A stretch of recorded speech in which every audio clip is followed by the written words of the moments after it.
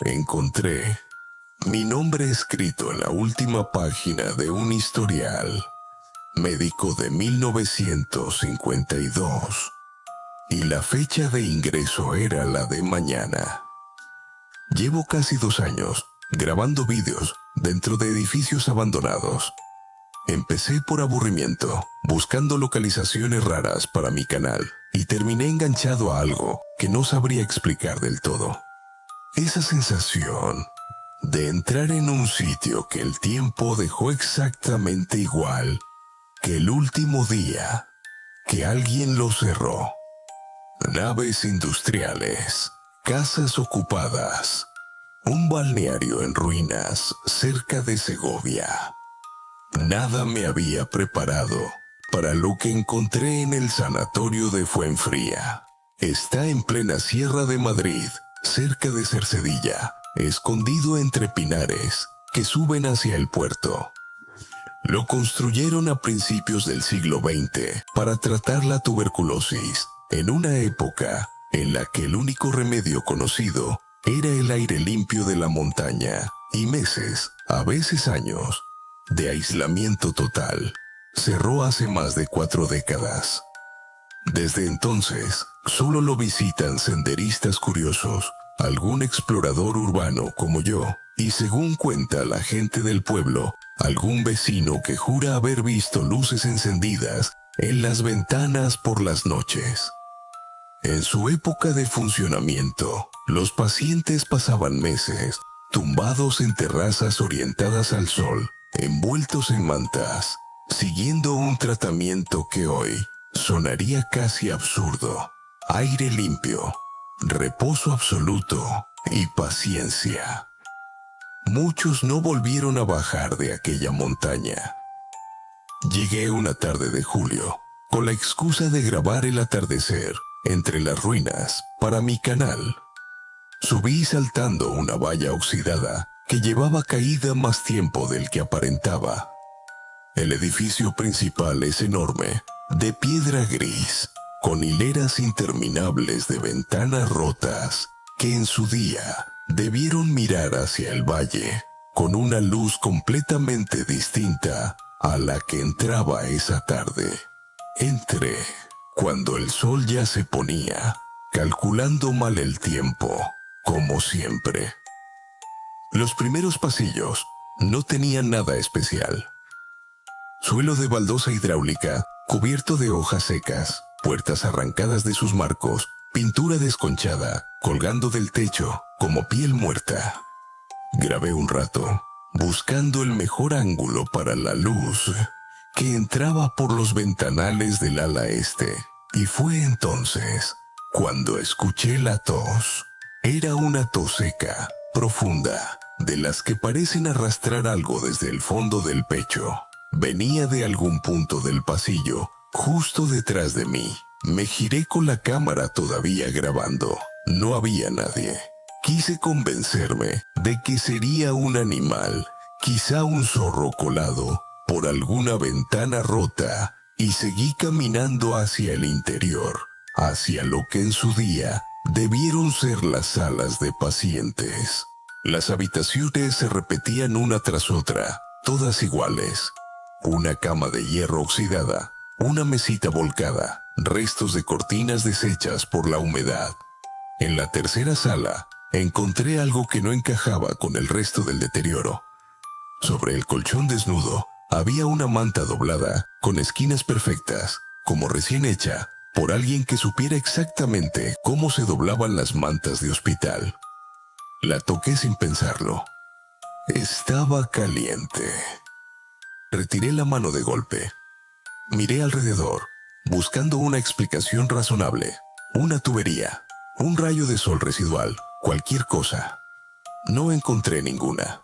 El resto de la habitación estaba tan frío como cabría esperar de un edificio cerrado hace 40 años. Y sin embargo, aquella manta parecía recién salida de una secadora.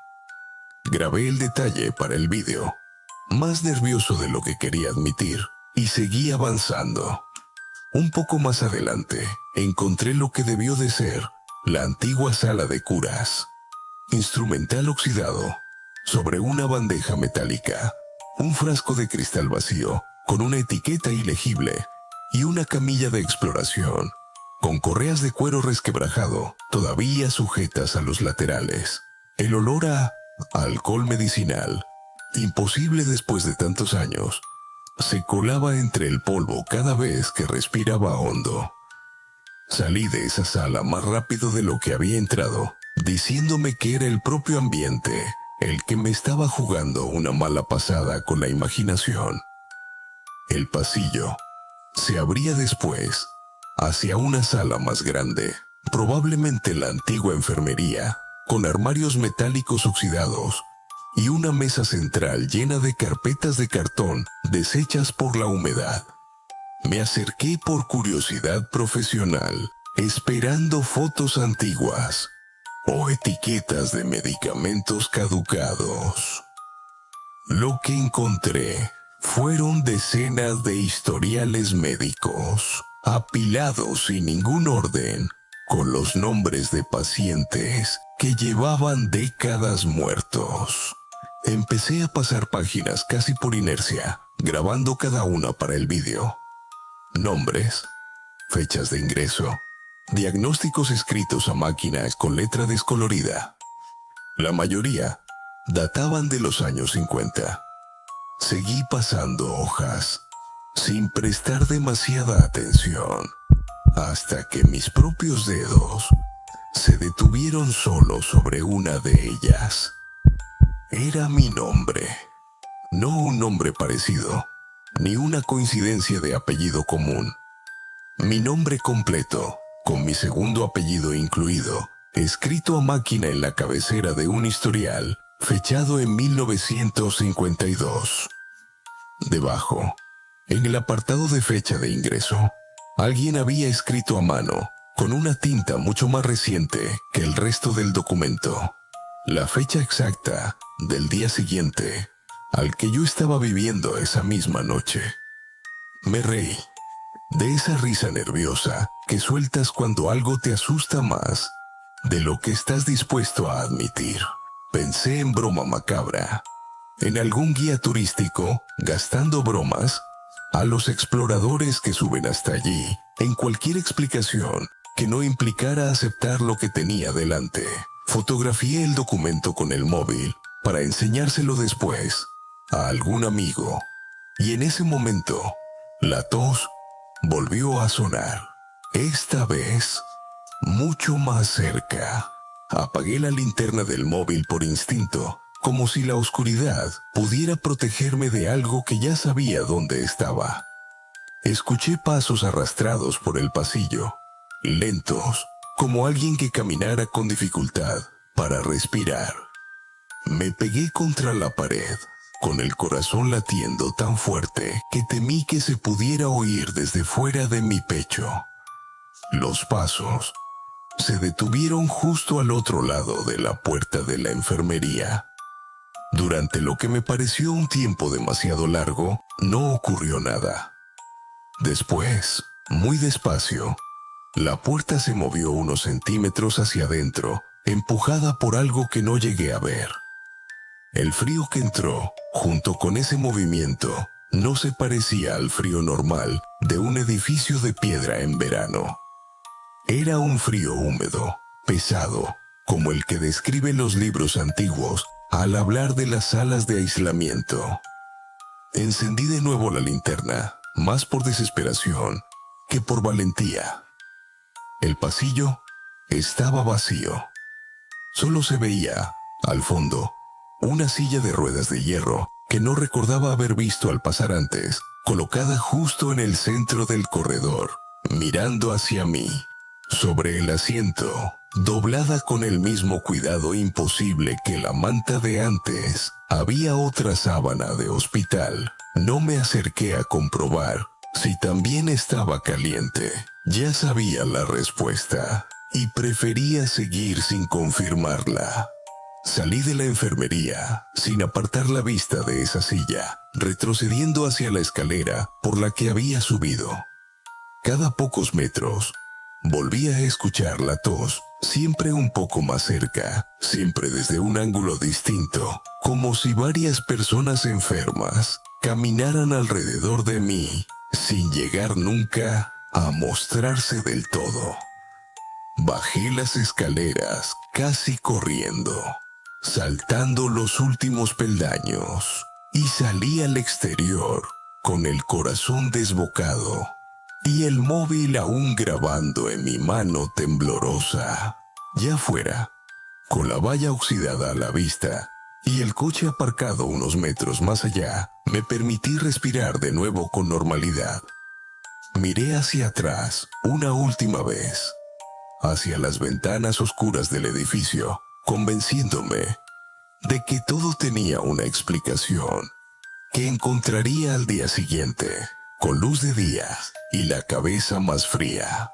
Conduje de vuelta hacia Cercedilla, con las luces largas puestas todo el trayecto, mirando el retrovisor, más veces de las que me gustaría admitir.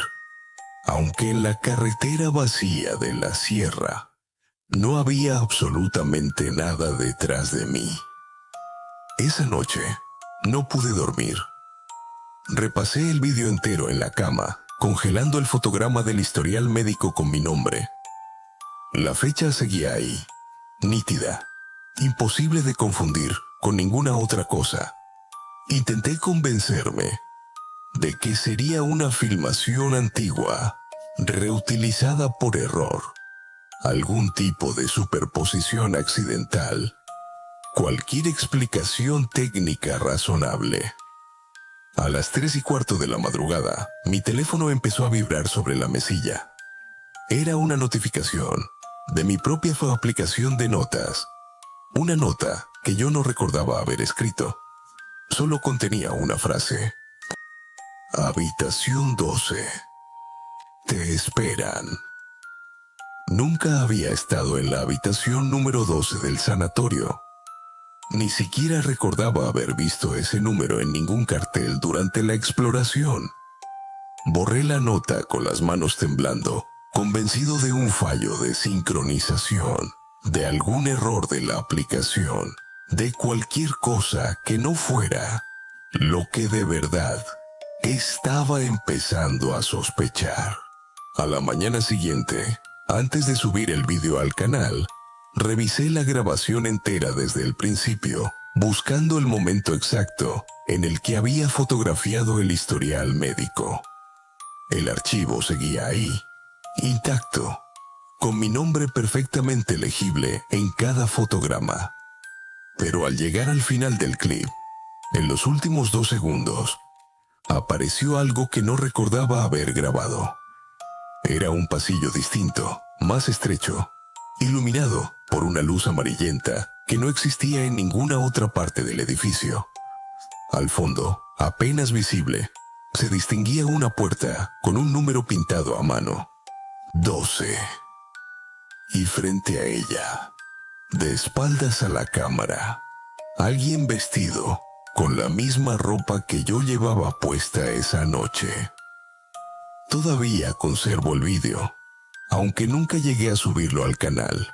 Cada cierto tiempo, cuando reviso material antiguo, buscando ideas para nuevos vídeos, algo me hace abrir esa carpeta y reproducirlo de nuevo, solo para comprobar si la figura de la habitación 12 sigue ahí, de espaldas, quieta. Siempre está. Y cada vez que entro en un edificio abandonado nuevo, antes de grabar nada, hago lo mismo sin poder evitarlo. Busco la manta más cercana, la que sea, y la toco, solo para comprobar si sigue fría. Hasta ahora, siempre lo ha estado. Pero cada vez tardo un poco más en apartar la mano para asegurarme.